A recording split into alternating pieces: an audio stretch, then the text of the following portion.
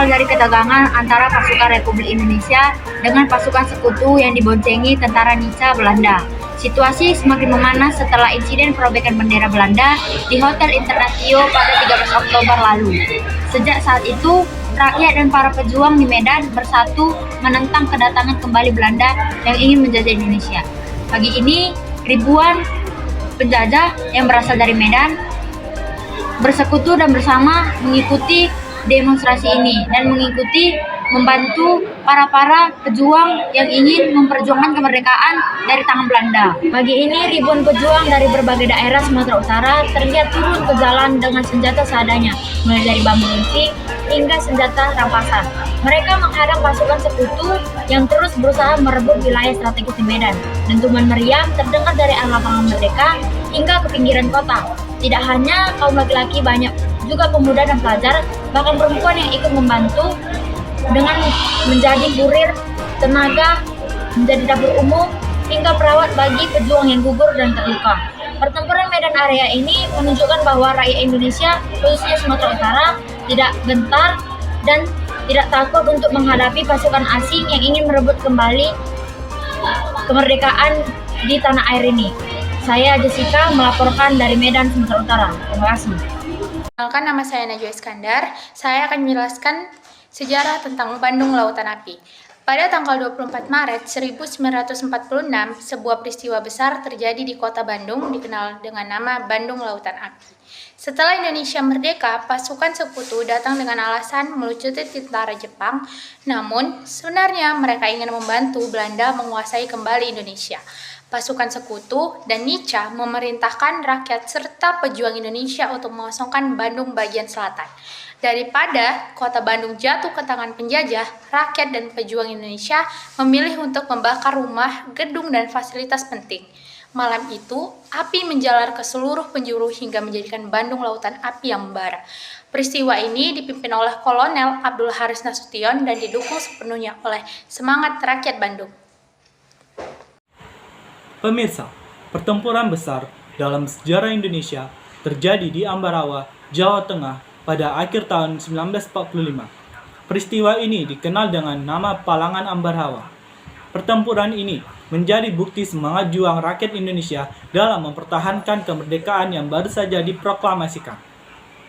Pertempuran Palangan Ambarawa bermula ketika pasukan sekutu yang datang ke Indonesia bukan hanya untuk melucuti tentara Jepang, melainkan juga membantu Belanda kembali berkuasa.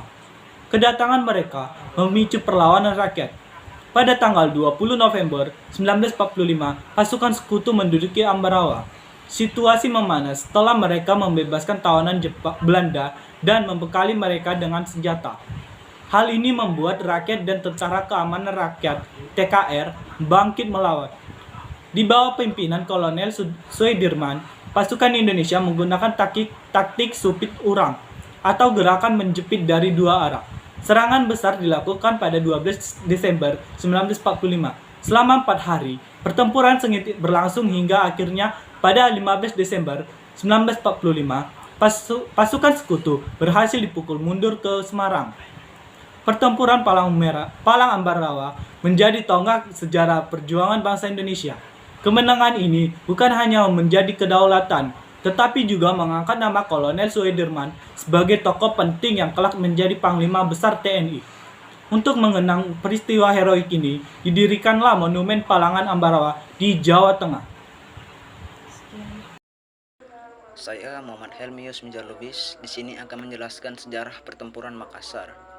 Pertempuran Makassar yang juga dikenal dengan sebutan Perang Makassar adalah salah satu konflik besar di Nusantara pada abad ke-17. Pertempuran ini berlangsung pada tahun 1666 hingga 1669 dan melibatkan Kesultanan Goa sebagai pihak utama yang menentang dominasi Belanda melalui VOC. Perang ini bukan sekedar konflik lokal, tetapi menjadi bagian dari upaya untuk memperluas kekuasaannya di wilayah perdagangan rempah-rempah Indonesia bagian timur. Pada awal abad ke-17, Kesultanan Goa yang berpusat di Makassar merupakan salah satu kerajaan maritim terbesar dan paling makmur di Indonesia bagian timur. Goa dikenal sebagai pelabuhan bebas yang terbuka bagi semua pedagang asing, termasuk pedagang dari Inggris, Portugis, India, dan Melayu. Kebijakan pelabuhan terbuka ini menyebabkan Makassar menjadi pusat perdagangan internasional yang ramai. Namun, hal ini bertentangan dengan kepentingan VOC yang berusaha memonopoli perdagangan rempah di wilayah timur Indonesia. Pertempuran Makassar dimulai pada tahun 1666 ketika VOC mengirim pasukan ke Sulawesi Selatan di bawah pimpinan Cornelis Pelman. VOC berhasil menggalang koalisasi bersama Arung Palaka dan Kerajaan Bone serta Sopeng. Pasukan gabungan ini mulai menyerang wilayah kekuasaan Goa yang memicu pertempuran sengit. Pertempuran terakhir terjadi pada tahun 1669 ketika VOC melancarkan serangan besar-besaran ke Banteng Somba Opu, pusat pertahanan Goa. Pada 12 Juni 1669, benteng tersebut akhirnya jatuh ke tangan VOC. Setelah kekalahan ini, Sultan Adalanuddin turun tahta dan Makassar berada di bawah pengaruh kuat VOC. Saya Muhammad Helmi dari Makassar melaporkan. Perkenalkan, saya Rifki Iban. Saya akan membawakan materi tentang Pertempuran Palembang.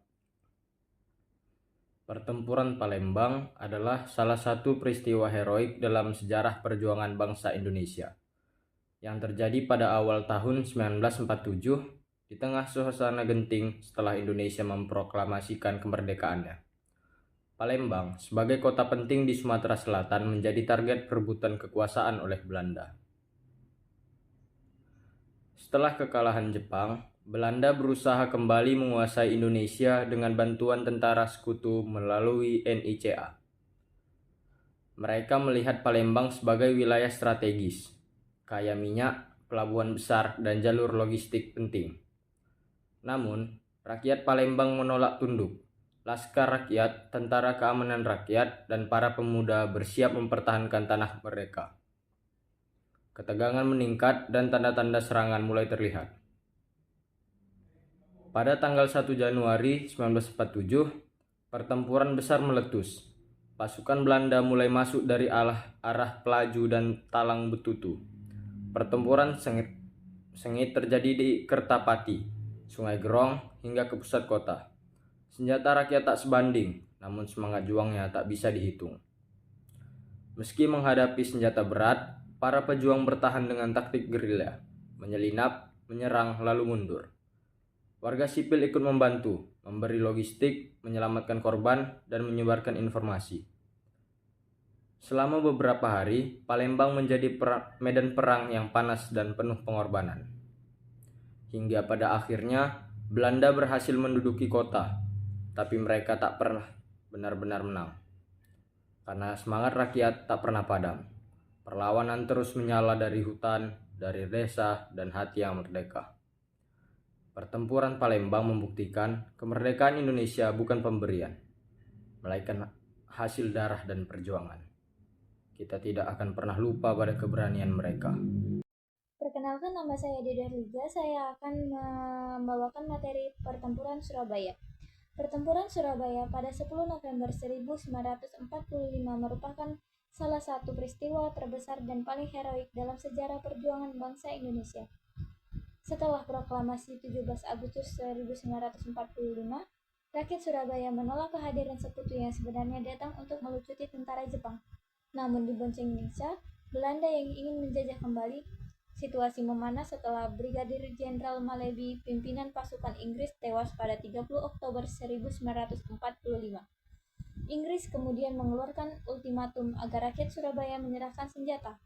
Namun, hal itu ditolak mentah-mentah. Pada 10 November 1945, pasukan Inggris melancarkan serangan besar-besaran melalui darat, laut, dan udara. Rakyat Surabaya dengan penuh keberanian melawan, dipimpin semangat Bung Tomo yang membakar jiwa arek-arek Surabaya dengan pekikan merdeka atau mati.